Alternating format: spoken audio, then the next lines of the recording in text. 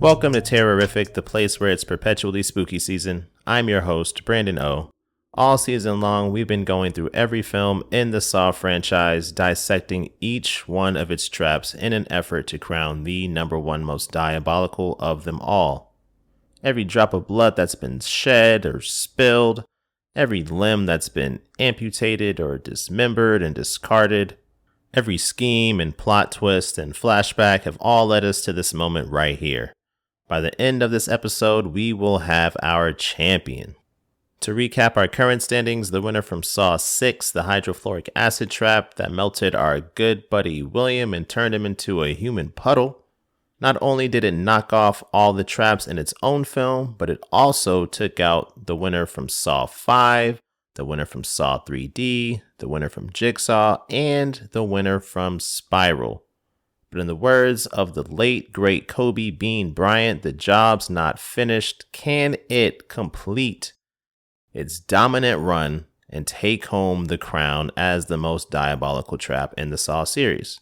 And I gotta tell you, it's gonna face some very stiff competition from the contenders in our next film. Finally back to using Roman numerals. Let's break down Saw 10. At the helm of the film was series vet Kevin Grutert. He served as editor for Saw 1 through 5 and Jigsaw, and as director for Saw 6 and Saw 3D. Well, for Saw 10, he served in both capacities. Josh Stolberg and Peter Goldfinger returned once again as writers, making this the third consecutive film that they wrote the script for. And let me tell you, they were still up to their wild-ass shenanigans. I mean, these dudes, honestly, they really revitalized this franchise. Because they came up with some crazy shit the past 3 films. Crazy. Saw 10 is the reason I now know the term interquel, which is a subset of sequels where the film takes place in between previous films in the series. So Saw 10 is set between the first Saw and Saw 2. The story for the film had been planned since 2018, but it was put on hold after Chris Rock's trip to Brazil caused Spiral to jump the line. However, Spiral's poor box office performance, recall it grossed just $41 million on a budget of $20 million, motivated producers to return the franchise to its roots for Saw 10. On a budget of $13 million, Saw 10 grossed approximately $112 million worldwide, which is an ROI of about 862%. On Rotten Tomatoes, Saw 10 holds an approval rating from critics of 81% and 88% from audiences, making it the best reviewed film in the entire series. The 10th film being the best one in the series is wild. The critics' consensus reads, quote, led by a franchise best performance from Tobin Bell, Saw 10 reinvigorates the series with an installment that has a surprising amount of heart to go along with all the gore. And the consensus from the audience is, quote, adding dimension to the franchise's main characters while leaving plenty of room for the gruesomely graphic horror these movies are known for. Saw 10 might be the best sequel in the series so far. And with that being said, it's now time to get to trapping. So, for the final time in Season 1, consider this your spoiler alert. Seeing the Rotten Tomato scores from critics and audiences being so similar was surprising, but not unwarranted. Saying that this was a franchise best performance from Tobin Bell is highly accurate. It's also the most screen time he's had in a film in the franchise. Not only that, he was involved with some of the script work as well, writing in some extra dialogue. So perhaps they should have been utilizing his talents more often and sooner, especially for Saws 4 through 7. I'm sure they've now realized that, and Saw 11, I expect, will be the Tobin Bell show. But the plot overview of Saw 10 is as follows. Hoping for a miraculous cure, John Kramer travels to Mexico for a risky and experimental medical procedure, only to discover the entire operation is a scam to defraud the most vulnerable. Armed with a newfound purpose, the infamous serial killer uses deranged and ingenious traps to turn the tables on the con artists. Now, this plot puts Saw 6 into a different perspective for me. It makes a whole lot more sense why Jigsaw was so pissed at William and his medical coverage denying schemes. It's like, yo, fool me once, shame on you. But no motherfucker's gonna fool me twice. And out of all the improbable, implausible, and downright unbelievable aspects of the Saw franchise, the most unbelievable one just may be the fact that Jigsaw was able to set up these games abroad. Completely unknown territory, completely unknown land. He doesn't even speak the language. Okay, so like when he's first brought to the clinic, he's brought there in the back of a van with no windows, so he has no idea where they're driving him to. Once he's released, he somehow is able to use like the sun and the positioning of like a tower in the mountains to calculate the coordinates of the clinic, and he makes his way back there and sets up all these traps. How, Sway? How? Suspension of disbelief, I get it, but there does need to be an anchor of realism somewhere. But alright, let's get into the traps. So by my count, we have 7 traps in Saw 10. And I'll put an asterisk by that because there was an 8th trap shown in the post-credit scene, but the scene was not complete, so I'm not going to count it. I imagine that'll probably be the opening scene for Saw 11. Kicking us off at number 7, we have the scale trap. So with this trap, Jigsaw and a little boy end up chained to a platform, and the chains tighten so that they're lying flat on their backs. The platform raises in the air, and 2 spouts descend that start spewing blood on them. They are being waterboarded or bloodboarded. Each side of that scale has a little lever by the person. If they pull it, it will cause their side to lower, therefore taking all the blood to the face, sparing the other person. If they push it, then the opposite will happen. Earlier in the film, Jigsaw had helped this little boy fix the wheel on his bike, which apparently was some kind of unbreakable bonding moment because they take turns pulling the lever. It's a real no man left behind kind of attitude. Personally, if I was a little 10-year-old boy, I'm not sure I would be risking my life for some random old guy that my dad's boss is stealing from. But maybe that's just me. Maybe I need to do some introspection, some soul searching because I'm a terrible person. But yeah, by Saw standards, that trap was hella mild. Coming in at number 6, we have our first imaginary trap, the goggles trap. Early on in the film, Jigsaw finds himself in the hospital and he stumbles upon an orderly on the verge of stealing from a comatose patient, so he imagines putting him through a trap.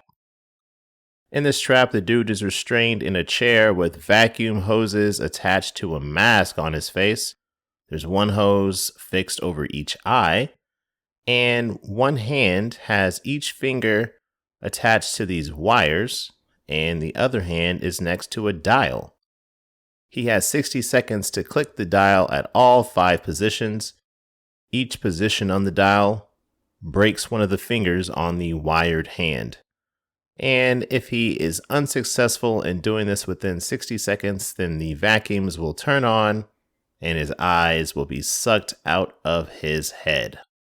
Now, if the eyeball sucking was guaranteed, then this trap would rank higher. But since that's pretty relatively easily avoidable, all you have to do is, and I know it's still a lot to do, but all you have to do is break your fingers. I mean, broken fingers compared to the top 5 traps from this film, that's a cakewalk. So honestly, this might be the first trap, or at least the first trap that I can think of right now, that I feel like I could successfully complete. I've already had 2 broken fingers. I've already broken my wrist twice. What's a few more fingers? And I don't know if there was like any stipulations that said you had to like slowly turn the dial. Like, could you just like ratchet that shit up to level 5 out the gate and just break them all at once? Oh no, loopholes. At number 5, we have the gas trap. After forcing Jigsaw and the boy to participate in the scale trap, the top fraudster and her fuck buddy make their way up to Jigsaw's office in an attempt to get the money back that he stole from them. Once they pull on the duffel bag with the cash, the door locks to the room and toxic gas starts to pump in. A little ventilation slot opens in the wall, but it's only large enough for one person to put their head through. So they must fight to the death in order to survive. Well, unfortunately for old boy, he was blinded by the punani. For some reason, he did not realize that he was just a fuck buddy and thought that this fraudster had true feelings for him, despite the fact that she was morally corrupt enough to defraud terminally ill people for years. So he seemed somewhat surprised when she stabbed him in the gut and opened up his belly. R.I.P. But even more awkward for her is that when she stuck her head through the ventilation hole, she saw Jigsaw and his companions leaving her behind. I mean, yeah, choosing between inhaling toxic gas / having your skin damaged by it, or having to stay hunched over with your head poking through a ventilation hole indefinitely, that seems pretty tough. But we have tougher. At number 4, we have the pipe bomb trap. This trap finds a dude with a scalpel in each hand, and his hands have been taped over, so he has no use of his fingers. On top of this, pipe bombs have been attached to each arm. They've been embedded into his flesh with uncuttable fibers. He has 3 minutes to cut out the flesh and muscle in each one of his arms that the bombs are anchored to. Otherwise, they will be blown to bits. It's a relatively simple trap, but it's effective and decently gory. It kind of serves as our gateway between the mild traps and our, ayo, these motherfuckers are tripping traps. And our first entry into that latter category, coming in at number 3, we have the radiation trap. In this trap, a woman gets hoisted into the air by one wrist, which is shackled, and there's another shackle on one of her ankles. While suspended in the air, there's a medical imaging machine that is just blasting her in the face with radiation.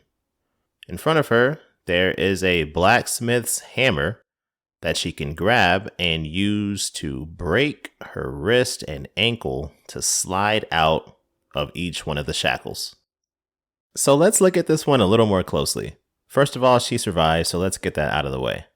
So, first you have the pain of having to repeatedly hammer your ankle and wrist until they break enough to allow your hand and foot to slide out of the shackles. Okay. This whole time, you're getting blasted in the face by radiation, so her face looks like Deadpool. Yikes. Third, once she does slide out of the shackles, she has to drop to the ground with a broken ankle and broken wrist. I imagine that probably broke it even more. Or maybe she tried to put extra weight on the other ankle, on the other wrist. Maybe those got fucked up too. It's just bad all around. And then Jigsaw's like, okay, she survived. Amanda, go ahead and take her to the hospital. Congrats on surviving this game. Your grand prize is cancer and a fucked up face. Yay? Giving someone cancer as part of a morality lesson is completely unhinged behavior. Once again, I find myself wondering, Josh Stolberg and Peter Goldfinger, how blitzed did they get before writing this script? But wait, there's more. At number 2, we have the Jigsaw trap. Jigsaw gives us a nice little history lesson here by explaining that the Jigsaw was invented by Italian doctor Leonardo Gigli. It is a flexible wire saw used by surgeons for bone cutting. It's used mainly for amputation, where the bones have to be smoothly cut at the level of amputation. It's also used by vets for cutting antlers, horns, and tusks. Now with this trap, a woman is restrained to some machinery with a Jigsaw in front of her, and it's at neck level. There are dotted lines that have been marked around her thigh, and she's been provided with another Jigsaw. She must cut off her own leg and then use a device to suction out 3 ounces of bone marrow from her femur and deposit it within 3 minutes in order to stop the wire saw in front of her from decapitating her. Let me just repeat that in case you didn't hear it the first time.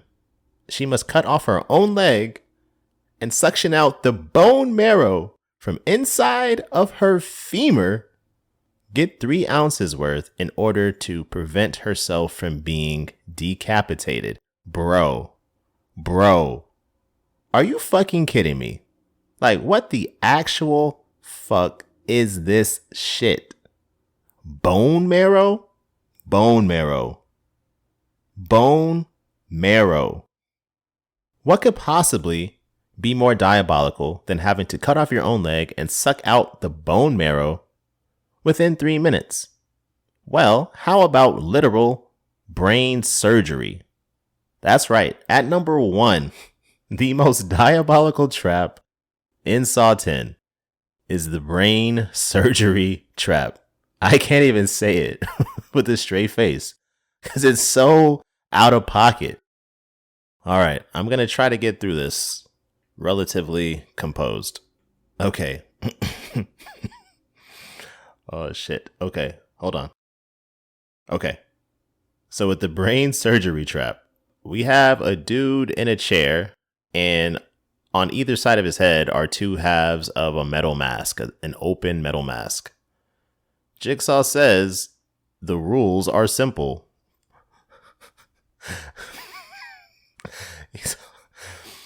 The rules are simple. Place a big enough piece of your cerebral tissue into the glass enzyme tank and you win. That is a direct quote.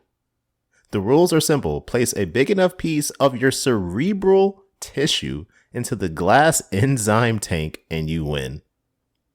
The dude must do so within 3 minutes for the enzymes to dissolve a circuit, which will then give the guy access to the key to remove himself from the chair. He's been provided with an aerial camera and a monitor so he can watch himself perform the surgery, a bone saw, everything that he needs except for anesthetic. So we watch as this dude cuts open his skull, pops out the bone, sees his pulsating brain, grabs some fucking tweezers and just plucks out part of his brain, drops it into this enzyme tank, and unfortunately it does not dissolve quickly enough. So he fails the test, which triggers the halves of the metal mask to, they have these coils inside of them, so those coils like superheat really quickly, and then the mask slams shut over his head and he gets cooked alive. Bruh, this is just absolutely bananas. Unmedicated, completely conscious, self-performed brain surgery. I mean, up until this point, this dude has just been like a pretend doctor. He's a paid actor. And now he has to perform brain surgery within 3 minutes and drop a piece of his brain into some fucking tank of enzymes. And like, what piece of his brain is he dropping in there? Once he plucks it out, does he forget that 2 + 2 = 4? Can he no longer understand language? Does he start smelling the color red? Like, there's so many ramifications that could come from this. Not to mention the fact that if you fail, which he did, you have to have your face and head cooked, boiled, whatever. Oh, and by the way, you still have an open square in your head with your exposed brain that's also getting cooked. You have fried brain going on, bro. That is unhinged. Not only is it unhinged, not only is the pain just, I imagine, excruciating, but from a diabolicality perspective, the fact that this is the surgery that Jigsaw was supposed to be having performed on him, that this dude faked, he's now having to do it to himself. The poetic justice, man, it's just like chef's kiss level sweet, bro. Like, that's true villainy. That psychological aspect is just different. Everyone else, like the Spiral Killer, Hoffman, Amanda, Gordon. I mean, we haven't seen Gordon like do his own thing yet, but all those other people's traps, while trying to emulate Jigsaw, they still focus primarily on like the suffering aspect. There wasn't like a psychological component really involved there. But Jigsaw, he'll kill you, but he'll kill you in a way that's just like, damn, you don't have to do all that. It just adds insult to injury. And now for the final round of the competition. We have the brain surgery trap against the 4-time matchup winner, the hydrofluoric acid trap. It's game 7, fourth quarter. Everything is on the line. Who is going to come out on top? Well, I'm going to keep with the sports analogy. Back in 2016, there was a certain NBA team based out of Northern California that set the NBA record with 73 wins in the regular season. They marched all the way to the NBA Finals, taking a commanding 3-1 lead in a best-of-7 series over the other team based out of Ohio. Well, that team from Ohio just happened to have the best player on planet Earth, and in my opinion, the best player to ever play the game. Yes, I said it. And so despite this tremendous regular season success going down as one of the greatest teams of all time, they came up just short when it mattered most. And it pains me to say it, because you know how I feel about the hydrofluoric acid trap, but you just can't compete with brain surgery. I'm sorry. And honestly, had the Jigsaw trap come out on top, I probably would have taken that over the hydrofluoric acid trap as well. Having to cut off your own leg and suck out the bone marrow from it. Hell no. Hell no.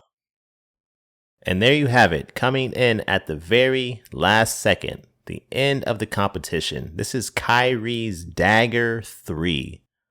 We have the brain surgery trap from Saw 10 taking the title as the most diabolical trap in the Saw franchise. Wow.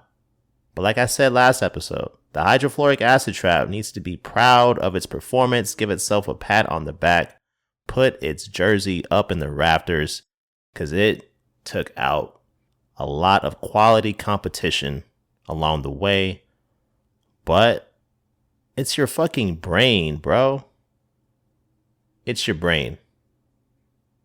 But this has been a fun experience, getting to rewatch the first 7 Saw films and watch the last 3 for the first time.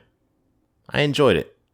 Started off a little bit rough because when I rewatched Saw, viewing it through an older, more mature lens than when I did the first time around, all I could see when I looked at Jigsaw was this petulant, bratty old man throwing a tantrum because people were being mean to him. His doctor didn't break his diagnosis of terminal brain cancer to him in a manner that he would have liked. He killed another guy simply for the fact that that guy tried to kill himself.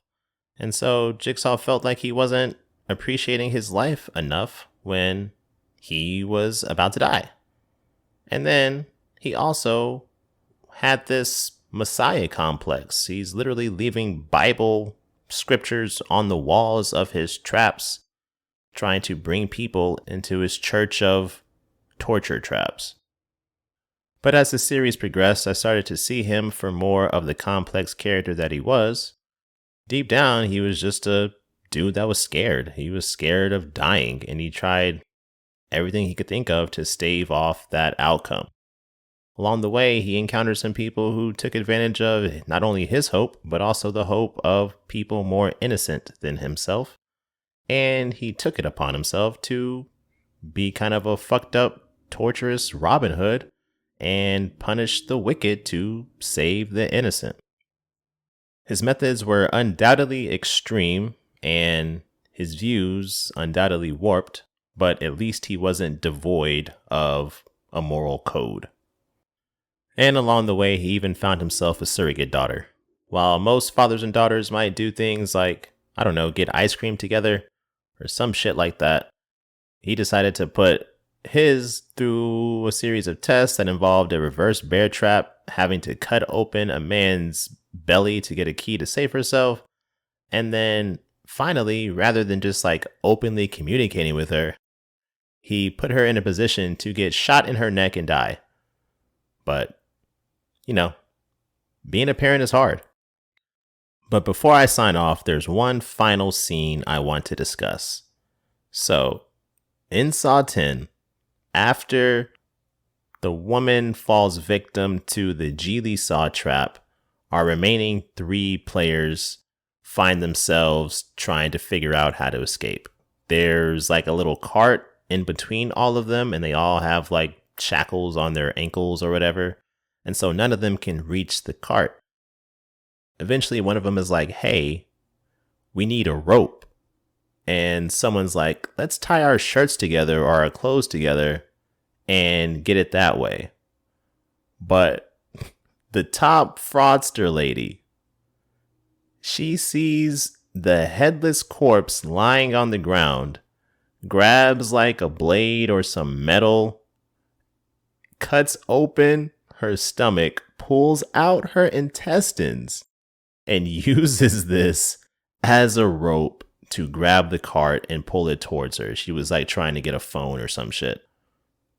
Bro, I ask one final time, Josh Stolberg, Peter Goldfinger, 1, what the fuck were you guys smoking when you wrote this? And 2, can you share? Because in this void of outer space, which I know y'all had to be in when you came up with this shit, I can only imagine what other gems are lurking out there, and I want to find some for myself. But that is a wrap on season 1 of Terrorific. Thank you for listening and coming on this journey with me. Season 2 will return probably in sometime in the spring, early spring. In the meantime, don't forget to subscribe to the show on YouTube and follow on Instagram. Both of those handles are at Terrorific Podcast. I will not be radio silent for the next, however many weeks. I'll still be posting some content in some form. So enjoy the off season, but remember, always keep it spooky.